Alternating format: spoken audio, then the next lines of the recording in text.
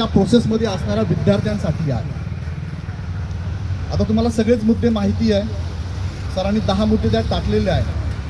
म्हणजे त्यातला प्रमुख मुद्दा जो आहे, म्हणजे आता कदाचित काही विद्यार्थी पोर्टलच्या माध्यमातून भरतीसाठी असतील, ज्याचा रोड मॅप क्लिअर कट असावा. बऱ्याच दिवसापासून याच्यावरती फक्त चर्चाच होते. म्हणजे आपण ऐकतो हा जी आर आला, तो जी आर आला, ह्या जी आरच्या माध्यमातून परत संच मान्यतेचे निकष बदलले, अतिरिक्त शिक्षक त्यांचं समायोजन. त्यानंतर यावर्षी बघितलं तर जे प्रेफरन्सेस आहेत ते फक्त 50च दिले, 50च प्रेफरन्स दिले आणि पूर्ण दिले असते तर काय फरक पडला असतं बरं? नुकसान काहीच नाही आहे. पण तरी पण विनाकारण ह्या गोष्टी, म्हणजे त्यांचं म्हणणं असं होतं की आम्हाला मागणी करण्यात आली होती आमच्याकडे तुमच्याच अभियोग्यता धारकांकडून की 50च प्रेफरन्स द्या असं.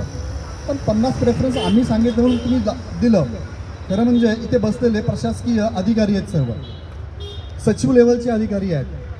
मग इथे जर तुम्हाला 50 प्रेफरन्सेस दिले आणि पूर्ण दिले, यातला काय फरक आहे नेमका कळत नसेल तर मग काय सांगायचं? प्रत्येक वेळेस आपण अशी आंदोलनं करायची, उभं राहायचं, मागणी करायची, हे कितपत योग्य आहे? संच मान्यतेचे निकष गेले कित्येक दिवसापासून पडलेलेच आहे. अजून पण संच मान्यता फायनल होतच नाही आहे. आता तुम्ही बघितलं असेल की कोकणामध्ये आपले शिक्षण मंत्री साहेब गेले होते आणि कोकणाच्या धर्तीवरती तेथील संच मान्यतेचे निकष आम्ही शिथिल करणार आहोत असं म्हटलं गेलं. पण फक्त कोकणासाठी शिथिल करणार का? बाकी ठिकाणी काय? जे दुर्गम भागात आहे त्या ठिकाणी 100%च करा. पण ज्या ठिकाणी मराठी शाळा आहेत त्या वाचल्याच पाहिजे. त्यासाठी तुम्ही याच्यावरती काय तुमचं निकष आहे ते वाचवण्यासाठी, ते त्याच्यात वाढ होण्यासाठी काय निकष आहे? जर मराठी शाळेच्या शेजारी एखादी प्रायव्हेट शाळा येऊन उभी राहते आणि तिथे संख्या वाढत असेल तर तिथे वाढते, आपल्याकडे का वाढत नाही आहे? याच्यावरती काय काम करतील आपल्याला हे पण बघायला पाहिजे. मराठी शाळा बंद होत चालल्या, बंद होण्याचंच चाललं आहे सगळं. तुम्ही बघितलं असेल समूह शाळा चालू करायचं चाललं होतं, त्याला आपण केंद्रीय शाळा म्हणतो. कन्या शाळा बंद करायचं चाललं होतं. हे कशासाठी चालू आहे? आणि ऑलरेडी आपण जर बघितलं तर जवळपास 40 ते 45 हजारापर्यंत शिक्षक जागा रिक्त आहेत. आता एवढे जर जागा रिक्त आहेत, ह्या जागा भरणार कधी? मराठी शाळामध्ये हे शिक्षण जातं आहे, शिक्षण दिलं जातं आहे, शिकवत आहे शिक्षक. एका शिक्षकाला अतिरिक्त भार दिला जातो आहे. मला सांगा, सपोज तुमचा मुलगा आहे, माझा मुलगा आहे, त्याला शाळेत टाकायचं असेल तर शाळेत जाऊन आपण चेक करणार ना, शिक्षक किती आहे, वर्ग किती आहे, कोणता शिक्षक काय शिकवतो आहे, विषयाला योग्य शिक्षक आहे का, त्या सगळ्या बाबी चेक केल्यानंतर आपण शाळेत टाकतो. मग जर प्रायव्हेटला तुम्ही गेलात तर प्रायव्हेट स्कूलमध्ये काय काय फीचर्स आहे बघा तुम्ही, इन्फ्रास्ट्रक्चर बघा तुम्ही, मग त्याच्यावरती लक्ष का दिलं जात नाही आहे? तुम्ही जी आर फक्त काढतात, पण जी आर नंतर ते प्रत्यक्षामध्ये ॲप्लिकेशन होतं का याकडे कोण लक्ष देत आहे? या सगळ्या गोष्टी खूप मोठ्या लेवलच्या आहे. आता शिक्षक भरती गेले कित्येक वर्षापासून झालीच नव्हती खरं म्हणजे 2022ची झाली. त्याच्या अगोदर आपण बघितलं तर शिक्षक भरतीबद्दल शासन एकदम शिथिल होतं, एकदमच काहीच करत नव्हतं. आता सोशल मीडियाच्या माध्यमातून सगळ्यांनी हा मुद्दा उचलला आहे. सोशल मीडियाच्या माध्यमातून आपण हे मुद्दे शासनापर्यंत घेऊन गेलो आहे. साध्या म्हणजे प्रत्येक घराघरात हे मुद्दे गेलेले आहे. म्हणजे आपल्या आईवडिलांना सुद्धा कळायला लागले काय होतं हे. म्हणजे त्याला सोप्या भाषेत सांगायचं म्हणजे शिक्षणाचा भट्ट्या बुडत चाललेला आहे. सो शिक्षक भरतीचा रोडमॅप क्लिअर असावा. आता शिक्षक यांना TET कंपल्सरी केली, त्यावर मतमतांतरी आहेत, हरकत नाही. पण 2009पासून जर RT लागू झालं असेल तर दरवर्षी 2दा TET घेणं कंपल्सरी असताना सुद्धा TET किती वेळा झाली? 9वी TET. आणि CTT किती आहे? CTTचा आकडा जर बघितला तर 25-26वी CTT चालू आहे. म्हणजे कुठे आहे हे?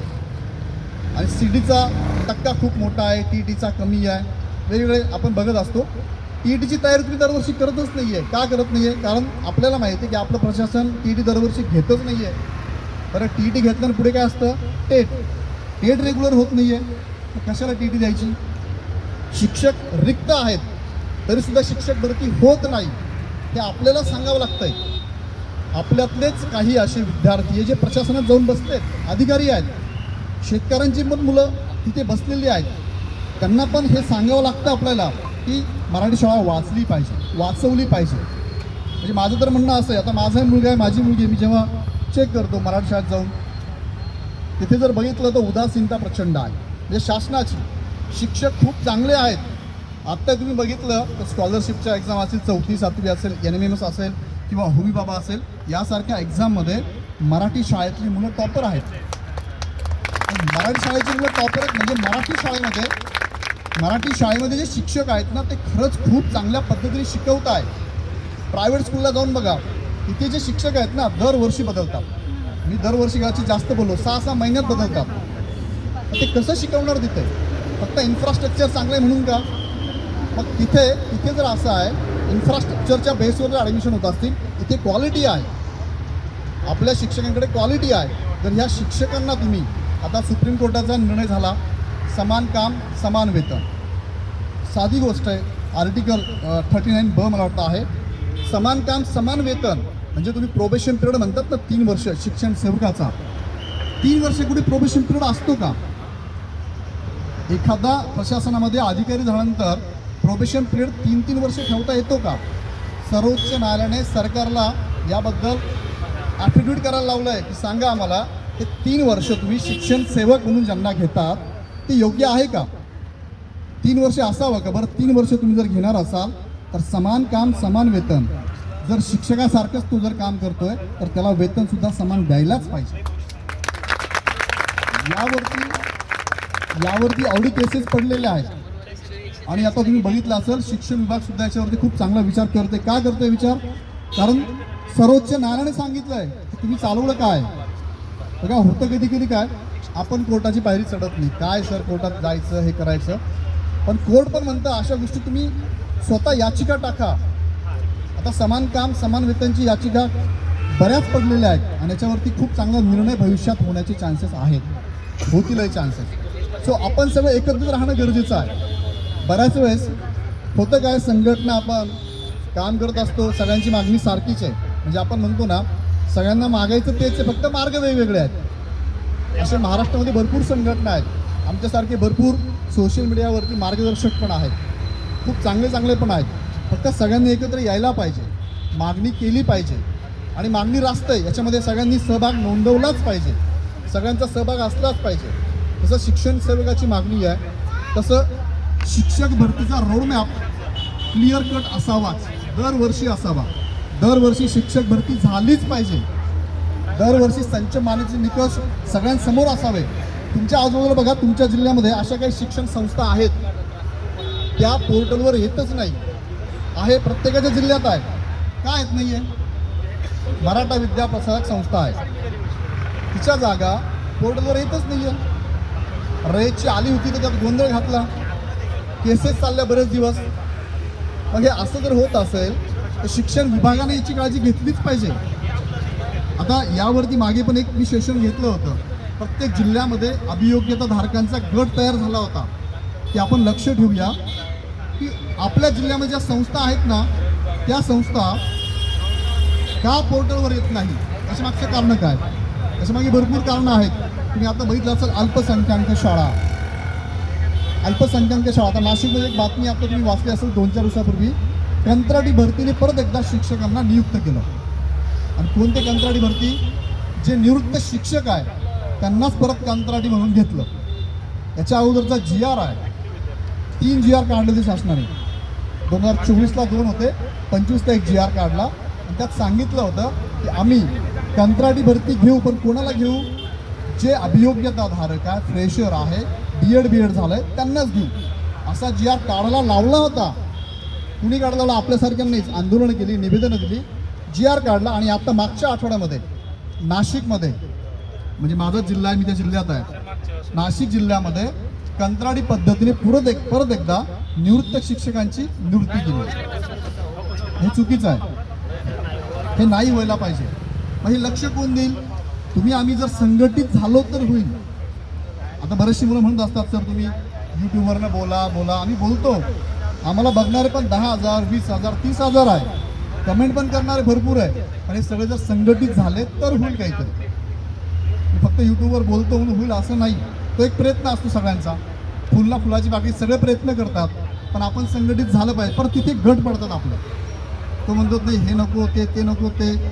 तर सगळे संघटित व्हा ना, चांगल्या गोष्टीसाठी एकत्र यायलाच पाहिजे. दुजाभाव ठेवायचाच नाही. आणि यासाठी तुषार सर पण मला बरेच जण कॉन्टॅक्टमध्ये होते, अशी आंदोलनं घ्यायचं. त्यांचाही बऱ्याचशा दिवसापासून ते आंदोलन घेत असतात, सगळ्या अभियोगिताधारकांसाठी लढत असतात. एक कोणतरी आपल्यातलं प्रतिनिधित्व करतोय, तो त्याला पाठिंबा सगळ्यांनी दिलाच पाहिजे. आणि हे आता आंदोलन आपण इथे करत आहोत. पुढे 3-4 दिवस जे काय असेल ते आपण आंदोलनात राहणार आहोत, सामील होणार आहोत. इथे तुम्हाला काही कमी पडणार नाही आहे. प्रशासनाच्या दरबारी आपण हे सगळ्या मागण्या पाठवूच. जे सरांनी मागे सांगितलं की राहण्याची व्यवस्था, थोडं जेवणाची व्यवस्था, ती पण व्यवस्था इथे होणार आहे. बऱ्याचशा माझ्यासारखे जे मार्गदर्शक आहेत त्यांनी पण बराचसा भाग उचलला आहे. जसं आम्ही आता तुम्हाला दररोज जेवण एकदम देणार आहोत प्रॉपर. ते जेवण देणारे तो काय फार मोठा भाग नाही आहे, ते देतो म्हणजे फार मोठं काम करतो असं पण नाही आहे. उद्देश काय, तुम्ही एकत्र राहिले पाहिजे, संघटित राहिले पाहिजे. तर ह्या मागण्या शासन दरबारी कदाचित याच्यावर विचार केला जाईल. तर सगळ्यांनी संघटित राहा, आम्ही तुमच्याबरोबर आहोतच. म्हणजे मी ॲक्च्युली कालच आलो आहे, सकाळपासून सरांचा फॉलोअप घेत होतो. मुलं आलेत का, व्यवस्था झाली का, तुम्ही परमिशन घेतली का, प्रॉपर परमिशन मिळाली का, या सगळ्या गोष्टी मी पण फॉलोअप घेत होतो. आणि भविष्यात पण ह्या असंख्य मागण्या माझ्या माध्यमातून, इग्नाईट अकॅडमीच्या माध्यमातून आम्ही मांडत राहू. सो निश्चिंत राहा. आपण ह्या मागण्या, आपल्या मागण्या खूप चांगल्या आहेत आणि रास्त आहे, चुकीच्या मागण्या नाहीच आहे आपल्या. म्हणजे समान काम समान वेतन आमची मागणी संविधानात लिहून ठेवलं आहे. ही मागणी आम्ही फक्त तुमच्या लक्षात आणून देतोय की समान काम समान वेतन द्या तुम्ही. प्रोबेशन पिरियड इतका 3 वर्ष नसतोच, आम्ही तुम्हाला लक्षात आणून देतोय. शिक्षण सेवक संपलं, कृषी सेवक आणि ग्रामसेवक हे तिघं जर सोडले तर कोणतं असं पद आहे की ज्यामध्ये प्रोबेशन पिरियड 3 वर्षापर्यंत आहे? नाहीच आहे. IAS IPS झाल्यानंतर सुद्धा प्रोबेशन पिरियड किती असतो? 1 वर्षापर्यंत. त्यांनाही सॅलरी असते ना, ती फुल सॅलरी असते. मग इथे शिक्षकांवर अन्याय काय? शिक्षक हा असा एक दुवा आहे की जो भविष्य घडवतो, जो आपल्या विद्यार्थ्यांवरती चांगले संस्कार करतो. तुम्ही पण आठवा, आपण मराठी शाळेत शिकलो आहे, अजून ते गुरुजी आणि ते बाई आम्हाला आठवतात आणि कशा पद्धतीने शिकवलं आहे, ते संस्कार अजून आपल्यामध्ये आहे. आणि ही जर पिढी भविष्यातली, ही घडणारी पिढी आहे, ही जर बिघडली तर भविष्य तुमचं आमचं सगळ्यांचं अंधारात असणार आहे. याच्यावरती सगळ्यांनीच विचार करायला हवा असं मलाही वाटतंय, तुम्हालाही वाटतंय. त्यासाठीच सगळं आपण एकत्र आलेलो आहोत. संघटितपणे, शांततेने आपण हा लढा लढणार आहोत. याच्यात काही मदत लागली आमच्याकडनं, आम्ही तुमच्या बरोबरच आहोत. सण म्हटले माझा सत्कार नका करू, कारण मी तुमच्यामधलाच आहे, माझा सत्कार कशाला करायचं ते. सो आपण एकत्र राहू.